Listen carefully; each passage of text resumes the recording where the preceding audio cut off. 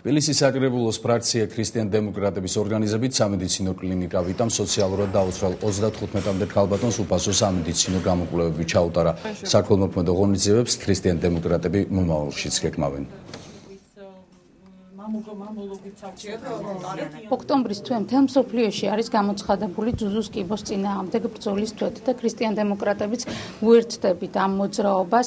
ეს დაავადება არის ერთ-ერთი ყველაზე მტკივნეული, ყველაზე პრობლემული დღეს საქართველოში ქალბატონებისთვის, ამიტომ ჩვენი ორგანიზებით და კლინიკა ვიტას გულისხმიერების წყალობით რამდენიმე ათეული ქალბატონი გაივლის დღეს უფასოდ დიაგნოსტიკას. ქრისტიან-დემოკრატებისა და კლინიკა ვიტას ხელმძღვანელობის ინიციატივით ჩვენ ვატარებთ საქველმოქმედო ღონისძიებებს სოციალურად დაუცველი ქალებისთვის, სადაც მათ ჩაუტარდებათ ყველანაირი გამოკვლევა მაღალკვალიფიციური კადრების მიერ. მოვედი კლინიკა ვიტაში ქრისტიან-დემოკრატების მხარდაჭერით, ჩამიტარდა გამოკვლევები უფასოდ ყველანაირი. ძალიან კარგი ასეთი უფასო გამოკვლევები რომ ტარდება. საქართველოს განათლების სისტემის დამსაქმებელთა გაერთიანება საქართველოს განათლებისა და მეცნიერების სამინისტროსთან თანამშრომლობით საჯარო სკოლის დირექტორებს გადაამზადებს. აღნიშნულთან დაკავშირებით საქართველოს განათლებისა და მეცნიერების მინისტრი დიმიტრი შაშკინი გაერთიანების მიერ მომზადებულ პრეზენტაციას დაესწრო. საქართველოს განათლების სისტემის დამსაქმებელთა გაერთიანების ხელმძღვანელმა დავით ლაგულავამ სკოლის ფინანსური მართვის პროგრამულ უზრუნველყოფასთან დაკავშირებით პრეზენტაცია წარმოადგინა, რომელიც გაერთიანების დაკვეთით სინგულარ ჯგუფის მიერ შეიქმნა. სისტემა, რომლის მიხედვითაც საჯარო სკოლის დირექტორთან გადამზადება და კონსულტირება მოხდება სკოლის მართვის საკითხებთან იქნება დაკავშირებული და შესაბამისობაში სკოლის დირექტორის სტანდარტთან.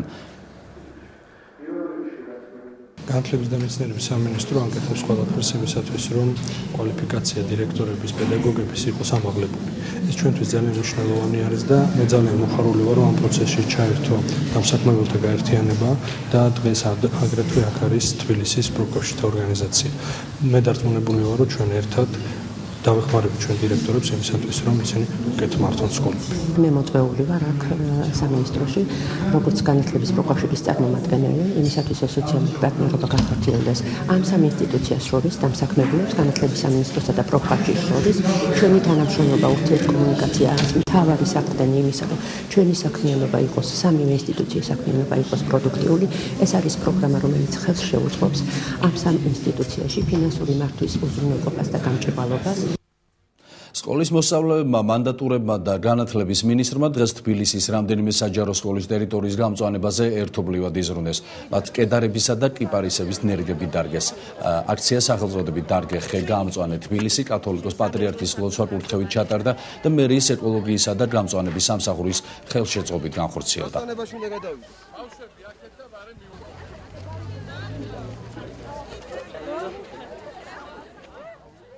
ძალიან მნიშვნელოვანია, რომ მანდატურებმა და ბავშვებმა ერთად გადაწყვიტეს თბილისობის აღნიშვნა დღეების დარგვით და ძალიან მნიშვნელოვანია, რომ სკოლაში არის აბსოლუტური ურთიერთგაგება ბავშვებს შორის და მანდატურებს შორის. მანდატურებს ძალიან ადვილად ინტეგრაცია მოახდინეს სასკოლო სივრცეში და ჩვენი მთავარი ამოცანაა, რომ ესეთი ბავშვებს როგორც თენგო არის, უსაფრთხოება იყოს დაცული სკოლებში და მანდატურები ამისთვის ყველაფერს გააკეთებ. მოსწავლეებთან ერთად მონაწილეობს საქართველოს კათოლიკოს პატრიარქის მიერ ინიციირებულ დაგეგმებულ აქციაში. ეს არის გამწვანე და დარგე ხე. ასევე გვინდა რომ ჩვენი წვლილი შევიტანოთ ამ ჩვენ პატარა მოსწავლეებთან ერთად სკოლის გამწვანებაში. ჩვენ და მანდატურებმა დავდგეთ ხეები და ძალიან ხალისიანად ვიყავით. დილიდანვე მუშაობდით, ძალიან ბევრი და ძალიან ვიხაროდა. სასტუმრო რედისონში საქართველოს რადიოლოგთა მესამე კონგრესი გაიხსნა. ორდღიანი კონგრესზე 50-მდე საერთაშორისო დონის მეცნიერია მოწვეული. ღონისძიება საქართველოს ჯანდაცვის სამინისტროს რადიოლოგთა ასოციაციის, მეცნიერებათა აკადემიისა და თბილისის სახელმწიფო უნივერსიტეტის ორგანიზებით ხორციელდება. მედიცინაში არსებული დიაგნოსტიკისა და მკურნალობის მეთოდების შესახებ ქართველი და უცხოელი მეცნიერები მოხსენებებით გამოდიან. კონგრესი პარლამენტის თავმჯდომარემ დავით ბაქრაძემ გახსნა. ეს არის ძალიან მნიშვნელოვანი და წარმომადგენლობითი სამეცნიერო კონფერენცია და ალბათ საქართველოს იმიჯისთვის, როგორც საქართველოს ეკონომიკისთვის ძალიან მნიშვნელოვანია, რომ საქართველო მუდმივად ფიქსირდებოდეს როგორც მოწინავე ქვეყანა, როგორც მოწინავე ტექნოლოგიების ქვეყანა და როგორც რეგიონული ცენტრი, სადაც ტარდება ასეთი მაღალტექნოლოგიური სამეცნიერო კონფერენციები. ამიტომ მნიშვნელოვანია ეს, რომ საქართველოში მუდმივად ჩამოდიოდნენ სტუმრები და მუდმივად საქართველოს იმიჯი იყოს იმიჯი ქვეყნის, რომელიც არის მოდერნიზაციის, განახლების და მეცნიერული განვითარების პროცესში. საერთაშორისო კონგრესს რადიოლოგთა ბატონი ფრიდონ თოდო არის გამორჩეული ადამიანი, რომელმაც შეძლო ძალიან მძიმე წლებში შეექმნა რადიოლოგთა სკოლა, საერთაშორისო აღიარება მოეპოვებინა და დღესაც ქართული სკოლა არის ერთ-ერთი ლიდერი და მნიშვნელოვანი და ღირსეული ადგილი უჭირავს მსოფლიო რადიოლოგიაში. საქართველოს მიეცა პირველად ყველა საბჭოთა ქვეყნებიდან იმის შესაძლებლობა, რომ ჩატარდეს საქართველოში წელიწადში ორჯერ გამოცდები, სასერტიფიკაციო გამოცდები და მიეცემათ ევროპული დიპლომი. ეს იმას ნიშნავს, რომ ჩვენ ახალგაზრდობას ექნება უფლება ნებისმიერ ევროპის კლინიკაში იმუშაოს. ხალხმრავლობა ყველას აინტერესებს, რა ხდება რადიოლოგიაში ახალი, ეს თანამედროვე ძლიერი და ასეთი საჭირო დარგი. ამის გარეშე დღეს წარმოუდგენელია მედიცინა. ძლიერმა ტროპიკულმა შტორმმა მეგიმ ჩინეთის სამხრეთ-დასავლეთ ნაწილს გადაუარა. სტიქიამ განსაკუთრებით ფუძიანის პროვინცია დააზარალა. მეტეოროლოგიური სამსახურის ცნობით ქარის სიჩქარე საათში 140 კილომეტრს აღწევს. სტიქის გამო დაკეტილი აქვს გზები, აეროპორტებიდან და ნავსადგურებიდან ყველა რეისი გადადებულია.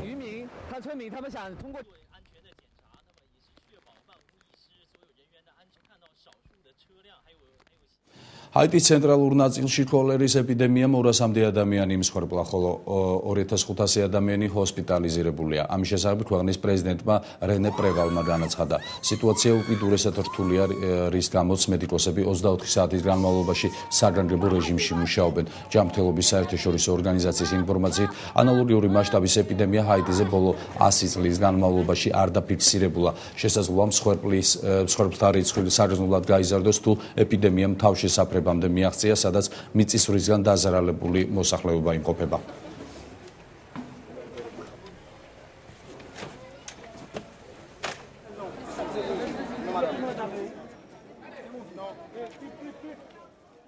არგენტინის ჩრდილოეთით ძლიერმა ტორნადოს შედეგად 6 ადამიანი დაიღუპა, ხოლო 100 დაშავდა. დაზარალებულები საავადმყოფოებში გადაიყვანეს. ტორნადომ 1 საათის განმავლობაში 10 სახლი დააზიანა.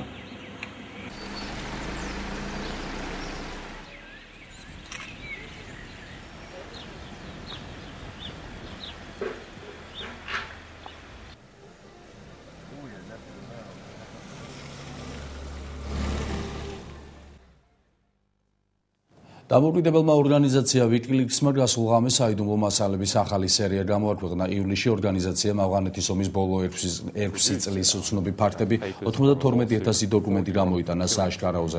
ამჟამად კი საუბარია ერაყის ომზე, ეგრეთ წოდებული ერაყული დოსიე თითქმის 400,000-მდე საიდუმლო დოკუმენტს მოიცავს, რომელიც 2008-2009 წლებში მომხდარ მოვლენებს ასახავს. ამ დოკუმენტების თანახმად ამერიკის მიერ გაჩაღებული ომის შედეგად ერაყში 109,032 ადამიანი დაიღუპა, მათგან 66,000 მშვიდობიანი მოქალაქეა, დაახლოებით 24,000 კი რეჟიმის მოწინააღმდეგე. საუბარია აგრეთვე ირანის ციხეში ადამიანების სასტიკ წამებასა და მკვლელობებზე. ვიკილიქსის მიერ გამოქვეყნებულ მასალებს პენტაგონი და სახელმწიფო მდივანის გამოეხმაურნენ. ჰილარი კლინტონის განცხადებით, ეს არის გადაუმოწმებელი მასალები, რომელიც ამერიკის შეიარაღებულ ძალებს, მათ მოკავშირეებსა და ერაყელებს საფრთხეს უქმნის. იტალიაში ნეაპოლის მახლობლად საპროტესტო აქციები გრძელდება. მოსახლეობა ნაგავსაღრელის მშენებლობას აპროტესტებს. სამართალდამცველებსა და დემონსტრანტებს შორის შეტაკება მოხდა, რის შედეგადაც რამდენიმე ადამიანი დაშავდა. ქვეყნის პრემიერ-მინისტრი სილვიო ბერლუსკონი მოსახლეობას პრობლემების მოგვარებას 10 დღეში დაპირდა.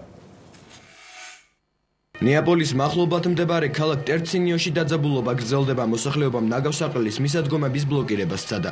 აქციის მონაწილეებმა სამართალდამცველებს ცეცხლმოკიდებული ბოთლები ესროლეს, რის შედეგადაც 20 ადამიანი დაშავდა. პოლიციამ ხულიგნობის ფაქტზე 3 ადამიანი დააკავა.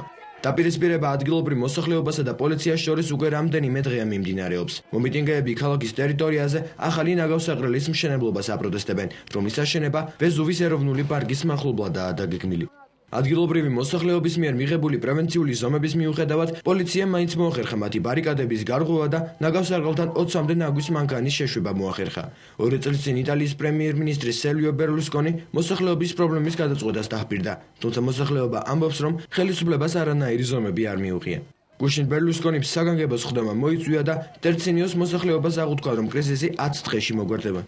მინისტრთა კაბინეტი მოსახლეობას კომპენსაციის სახით და ახალი პროექტის განსახორციელებლად 14 მილიონი ევროს გამოყოფას დაჰპირდა. პრემიერ-მინისტრმა უარყო რაიმე სახის რისკის არსებობა, რაც ადამიანის ჯანმრთელობას საფრთხეს შეუქმნის. შექმნილ ვითარებაში ბერლუსკონიმ ადგილობრივი ოპერატორები დაადანაშაულა და მათ არაკომპეტენტურ მუშაობაში დასდო ბრალი. ჩვენ მოვითხოვთ, რომ ნეაპოლის ადგილობრივმა პრეფექტურამ სამუშაოდან გაათავისუფლოს კომპანია, რომელიც ტერცინიოს ნაგავსაყრელს მართავდა და მისი მმართველობა სამოქალაქო თავდაცვის პროფესიონალებს გადასცეს. ნეაპოლსა და მის შემოგარენში არსებული კრიზისი უკვე მრავალი წელია მიმდინარეობს, რაც კორუფციის სუსტი მმართველობისა და ორგანიზებული კრიმინალის შედეგია.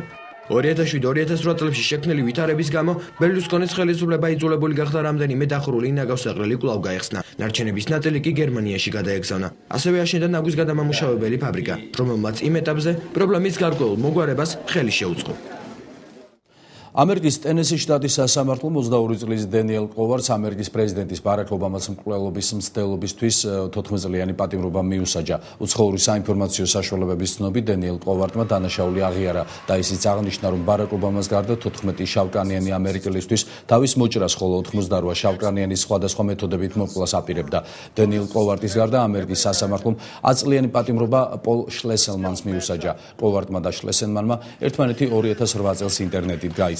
მათ გეგმით თეთრ სმოკინგებსა და ცილინდრებში გამოწყობილები ავტომობილით უნდა მისულიყვნენ სენატორ ბარაკ ობამასთან და დაეხვრიტათ. კოვარდმა სასამართლო პროცესზე აღნიშნული ჩანაფიქრის გამო ბოდიში მოიხადა.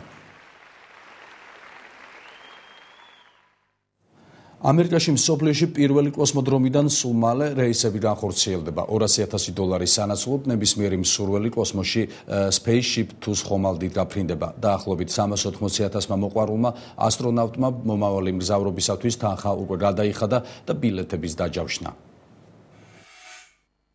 კოსმოსში მოგზაურობის მსურველებს ოცნება აუხდათ. ამერიკაში მსოფლიოში პირველი კოსმოდრომი გაიხსნა. ნიუ-მექსიკოს შტატში 3 კილომეტრიანი ასაფრენ-დასაფრენი ბილიკის საზეიმო გახსნას ათეულობით ადამიანთან ერთად შტატის გუბერნატორი ბილ რიჩარდსონი და ბრიტანელი მილიარდერი რიჩარდ ბრენსონიც ესწრებოდნენ. სწორედ ბრენსონს ეკუთვნის კომპანია Virgin Galactic, რომელიც ნებისმიერ მსურველს კოსმოსში გაამგზავრებს. კოსმოსური ხომალდი Spaceship 2 კოსმოსური ტურიზმისთვისაა განკუთვნილი და პირველ ოფიციალურ რეისს, რომელიც 6 მგზავრს მოემსახურება, ნახევარ წელიწადში განახორციელებს.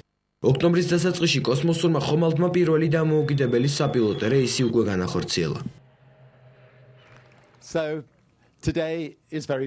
დღევანდელი დღე ძალიან მნიშვნელოვანია. ამაღლებულ განწყობაზე ვარ, რადგან ოცნება რეალობად იქცა.